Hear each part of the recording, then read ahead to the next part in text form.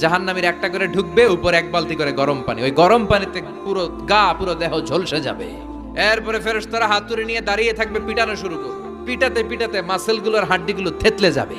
জাহান্নামের আগুনে জ্বলতে জ্বলতে যখন চামড়াগুলো গোশতগুলো ঝলসে যাবে, রব্বুল আলামিন নতুন করে চামড়ার গোশত গায়ের মধ্যে ফিট করে দিবে। ওই চামড়া গোশত আবার ঝলসাবে, আবার ফিট। আযাবটার মজা যেন ভালো করে টের পায়। একের পর এক শাস্তি শুরু এবার জাহান্নামে।